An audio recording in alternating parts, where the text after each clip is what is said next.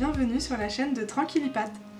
Je suis Ludivine et aujourd'hui je vais vous présenter mes indispensables pour le repas de mes animaux. Tout d'abord, j'aimerais faire un point sur les besoins éthologiques du chien afin que vous compreniez pourquoi je vous recommande les différentes méthodes que je vais vous présenter. Pour les informations qui vont suivre, je vais principalement me baser sur le livre de Joël Dehaas, Mon chien est heureux, que vous pouvez trouver un peu n'importe où, mais je vous mettrai un lien aussi dans la description. Donc il faut savoir qu'en moyenne, nos chiens de famille ont besoin d'environ 4h30 d'activité générale par jour.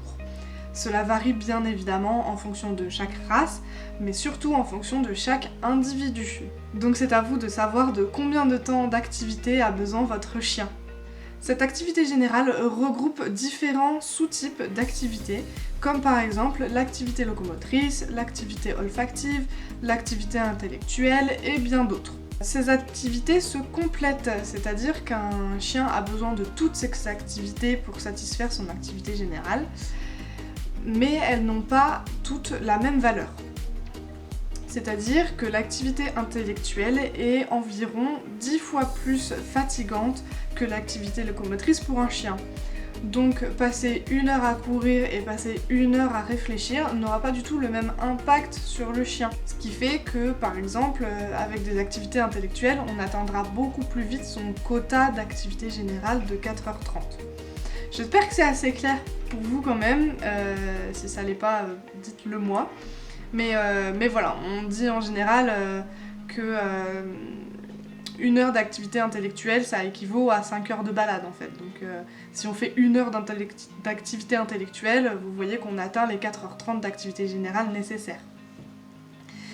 Donc du coup ça nous avantage parce que ça nous permet de moduler les différentes activités, de moduler leur durée. Donc si on veut réduire une activité, il suffit d'en augmenter une autre en fait, parce qu'il faut savoir qu'un chien qui s'ennuie, donc un chien qui n'a pas son quota d'activité rempli, se trouvera des occupations lui-même. Et ces occupations ne nous font pas toujours plaisir. Par exemple, manger les pieds de nos chaises ou aboyer à longueur de journée.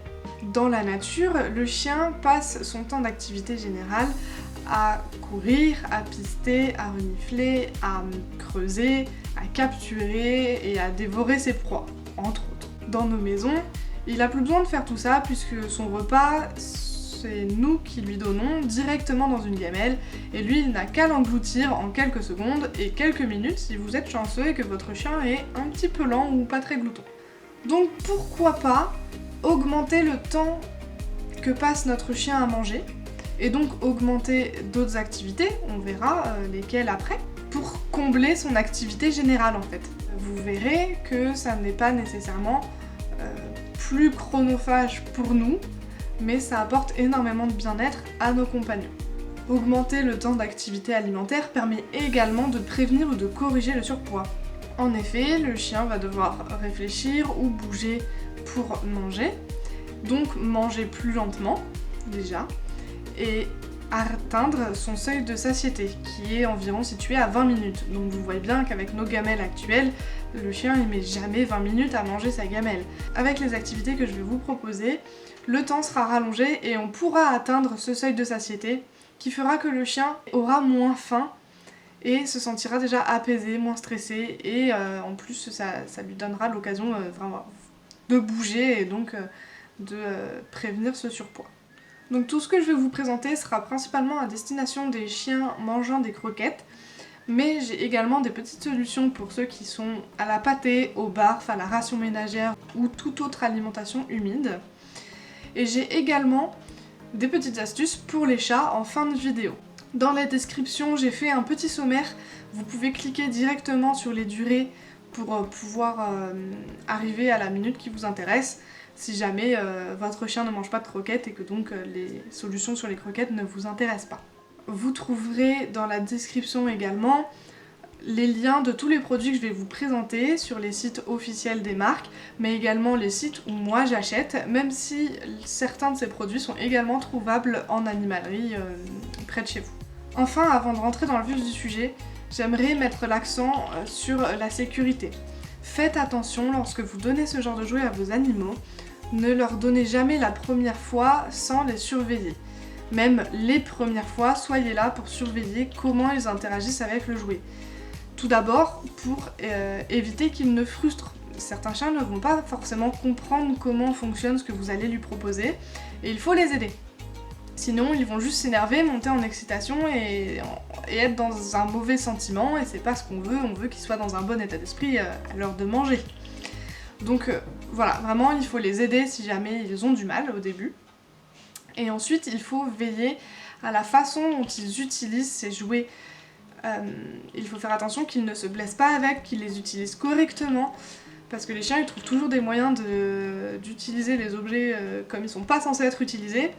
Donc voilà, faites vraiment attention, ne laissez pas vos chiens seuls avec ces jouets là si vous ne les avez jamais laissés avec avant. Vraiment faites attention au comportement qu'ils ont avec avant de les laisser seuls avec ces jouets. J'insiste un peu là-dessus, c'est très très important et ça vaut pour à peu près tout ce qui est nouveau et que vous pourriez leur donner, même des friandises à mastiquer ou quoi. Vraiment ne leur laissez jamais seuls les premières fois. La première méthode va faire travailler l'odorat du chien et ne coûte absolument rien. Que vous soyez en maison ou en appartement, avec ou sans jardin, c'est possible, c'est génial. Et ça prend pas non plus énormément de temps. Ça prend un petit peu plus de temps que de mettre une gamelle, mais ça ne vous prendra pas 20 minutes non plus. Il s'agit tout simplement de la recherche de croquettes.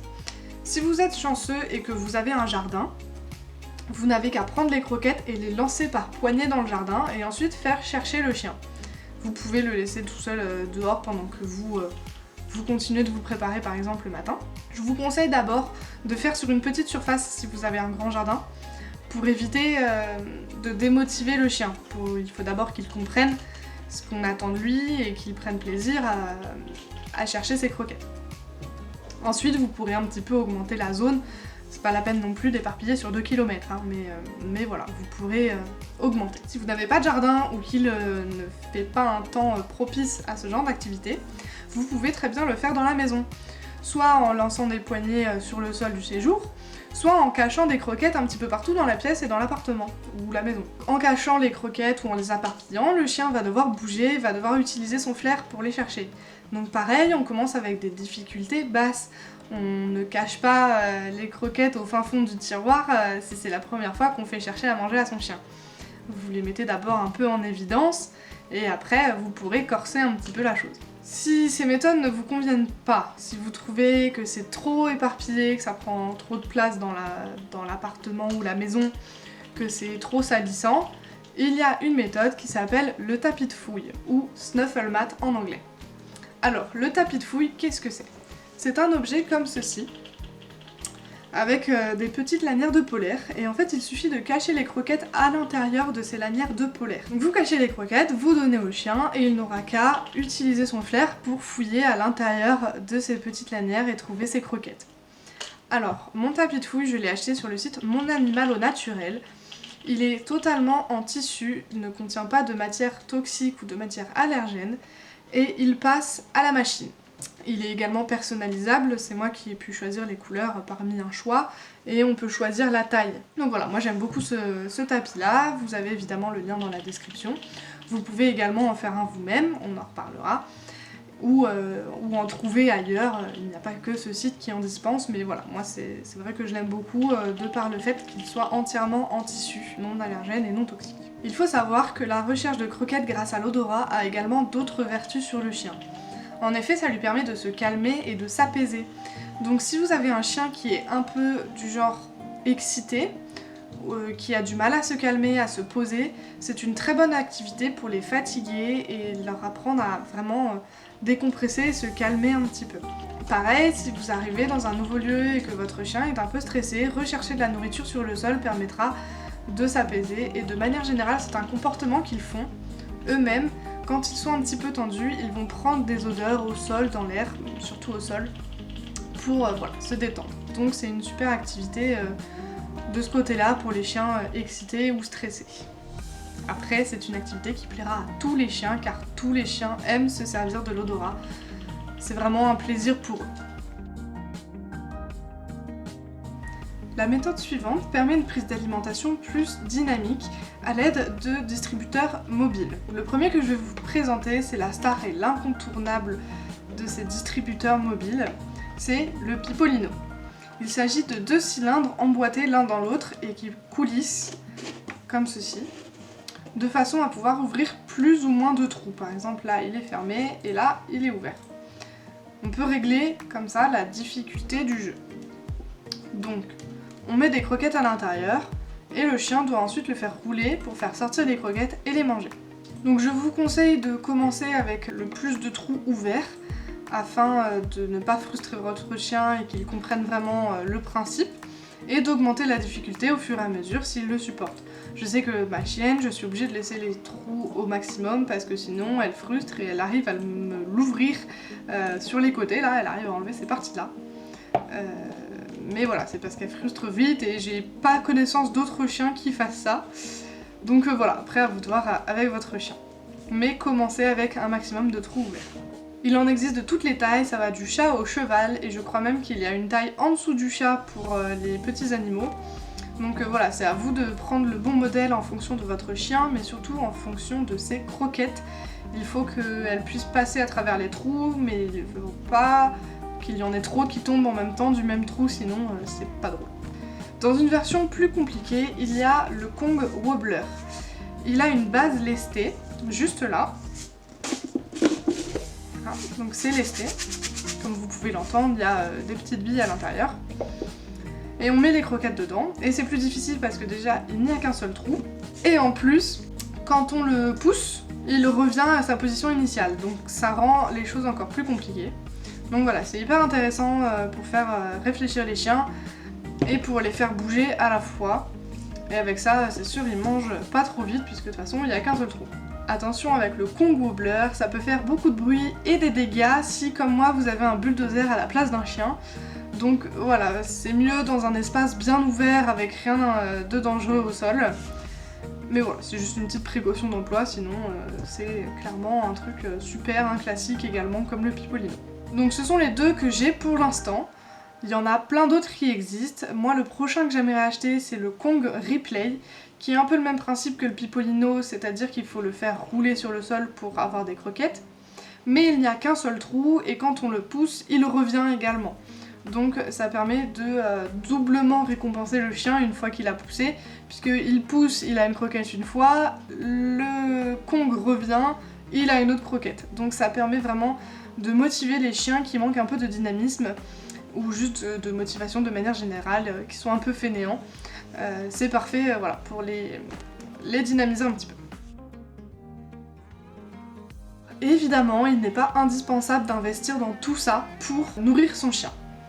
En effet, on peut très bien faire des choses à la maison.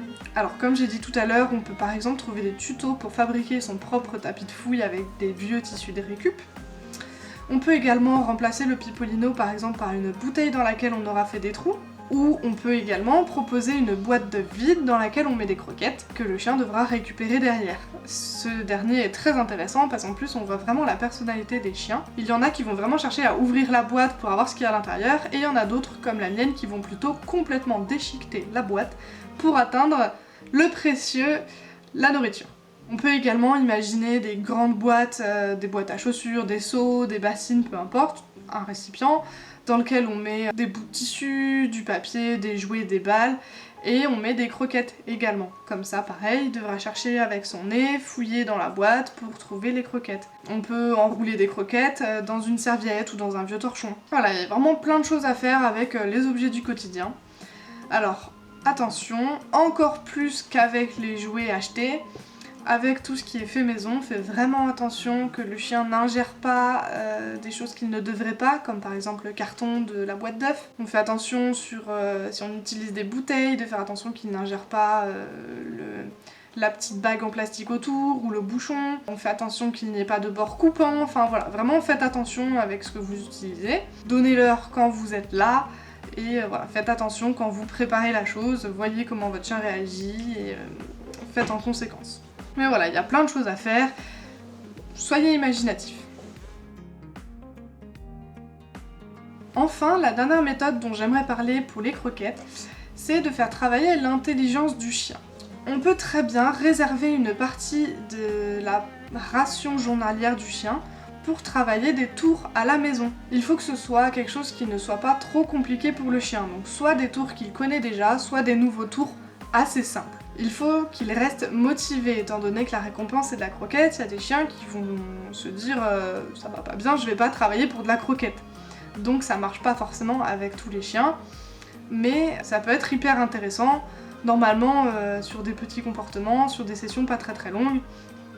La croquette ça devrait bien passer comme renforçateur, et donc c'est hyper chouette, ça permet de faire travailler un peu le mental du chien, et lui donner les croquettes comme ça, donc sans lui donner des friandises en plus, donc sans lui faire prendre de poids. Et il y a également, pour faire travailler l'intelligence, ce qu'on appelle des plateaux d'activité ou des plateaux d'intelligence, sur lesquels il faut résoudre en fait des casse-têtes. Ça va être des petites poignées à tirer, des leviers à pousser, des petites plaques à bouger, enfin vraiment des casse-têtes de petits trucs pour accéder à la croquette. Ces casse-têtes, on ne doit pas les laisser au chien seul, on doit les faire avec lui, encore une fois pour déjà éviter qu'il frustre, il faut l'aider si jamais c'est trop difficile pour lui, et il faut également veiller à ce qu'il s'en serve correctement. Donc il y a souvent plein de petites parties, plein de petits objets dans ces jeux-là, donc on fait attention qu'il ne les ingère pas et qu'il ne les détériore pas.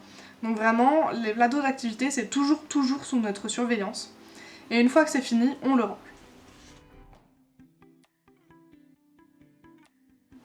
Bon, je vous avais promis des astuces pour les animaux à l'alimentation humide, mais elles sont également valables pour ceux aux croquettes. En effet, il suffit de réhydrater les croquettes dans un peu d'eau chaude, pas trop non plus, et de les laisser ramollir, puis de les mixer pour pouvoir utiliser ces jouets. Je vous présente donc les jouets à fourrer. Voici le premier, ici c'est le Kong classique. Donc encore la marque Kong, vous noterez. Et c'est pour moi l'objet indispensable à avoir quand on a un chien. Peut-être en avez-vous déjà un, et peut-être ne savez-vous pas vous en servir. Plusieurs personnes m'ont déjà dit oui j'en ai un, mais mon chien il aime pas, il s'en fiche. C'est parce que vous ne l'utilisez pas correctement. En réalité, ce Kong classique, il faut le fourrer. Donc moi par exemple, je mets de la pâtée à l'intérieur, directement. Celui-là il est fourré. On met de la pâtée dedans, et ensuite on peut le donner au chien. Il devra lécher pour avaler ce qu'il y a à avaler, et il faudra aussi le mâcher un petit peu pour décoller ce qu'il y a au fond. Pour un peu plus de difficulté, on pourra le congeler. Donc celui-là il est congelé, mais au début on ne les donne pas congelés, histoire que le chien comprenne bien. Il y en a qui peuvent se décourager, qui trouvent ça trop froid ou qui n'aiment pas forcément, donc c'est un peu moins appétant quand c'est congelé. Donc d'abord on donne juste comme ça, et après on pourra congeler. Donc si vous avez de la pâtée, il y a juste à fourrer. Pour les autres types d'alimentation, il faudra la mixer et la fourrer dedans, et puis on est parti. Il faut faire attention, il y a un petit trou au fond, il est fait pour éviter les risques de suffocation et d'effet ventouse avec la langue.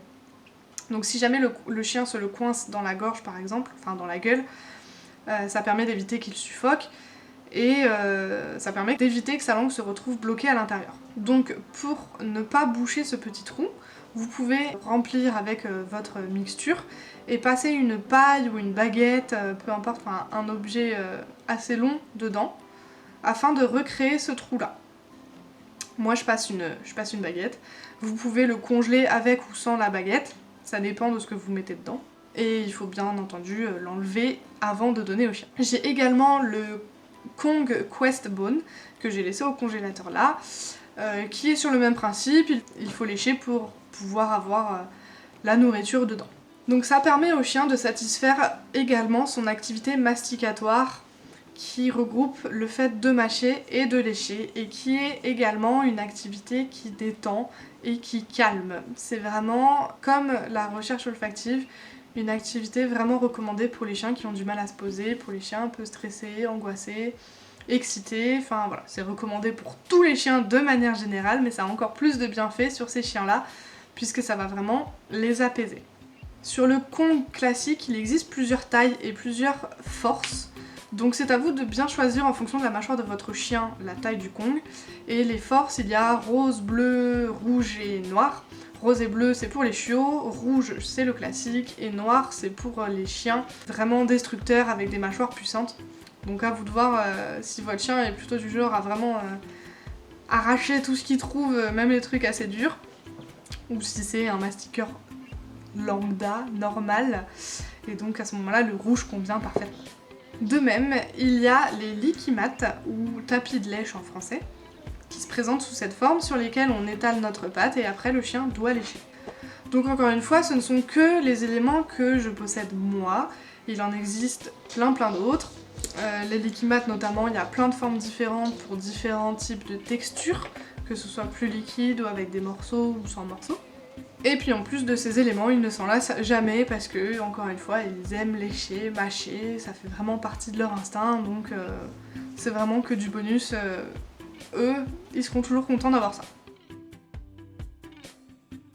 Donc tous les objets présentés ici sont également utilisables pour les chats. Notamment pour les chats en surpoids, on va recommander le Pipolino. Ça leur permettra de se dépenser. Il faut savoir que les chats sont des petits grignoteurs. Ils ont l'habitude de manger toute la journée plusieurs petits repas. Donc en théorie, il faudrait leur laisser de la nourriture à volonté. Cependant, beaucoup de chats dans nos foyers qui ont des croquettes à volonté sont également en surpoids. Mais ils sont en surpoids car ils manquent d'activités annexes et surtout d'activités physiques. Ils s'ennuient, donc ils mangent plus qu'ils ne devraient, plus qu'ils en ont besoin en réalité. Donc pour pallier ça, le Pipolino, il est parfait. Puisque on peut mettre toute la ration de son chat dedans à volonté, on fait en sorte qu'il soit toujours rempli, et le chat, il va devoir bouger et il va devoir réfléchir pour avoir ses croquettes. Donc il va se dépenser plus, il va atteindre son seuil de satiété plus vite, enfin pas plus vite, mais il va l'atteindre en fait, alors qu'il ne l'atteint pas vraiment avec les croquettes, il va manger plus de croquettes avant d'atteindre son seuil de satiété. Et il s'ennuiera moins, donc c'est vraiment hyper bénéfique, c'est le même principe que pour les chiens, voilà, ça rajoute de l'activité, de la réflexion, ça fait manger moins vite, voilà, c'est super. Par contre, les chats sont un petit peu plus difficiles que les chiens, donc quand on leur met en place un Pipolino, on ne met pas de croquettes ailleurs, on ne leur donne pas d'autre nourriture, car sinon ils vont pas s'embêter, ils vont se dire j'ai de la nourriture facile d'accès ici, pourquoi je m'embêterais à faire rouler ce machin. Donc voilà, il est important de supprimer toutes les autres croquettes quand on introduit le Pipolino. Pour faciliter l'introduction du Pipolino auprès des chats, qui vont pas forcément aller explorer ce qu'on leur donne, on remplit le Pipolino et on le pose comme ça contre le mur. Donc ça c'est mon mur, et on pose le Pipolino comme ça. Donc ça rend ça. Entre le Pipolino et le mur, donc ici, on met une ou plusieurs croquettes, on met quelques croquettes, de façon à ce que le chat essaye d'atteindre les croquettes qui sont derrière le Pipolino. Et donc en essayant de les atteindre, il va forcément, normalement, réussir à faire bouger le Pipolino et donc faire sortir d'autres croquettes.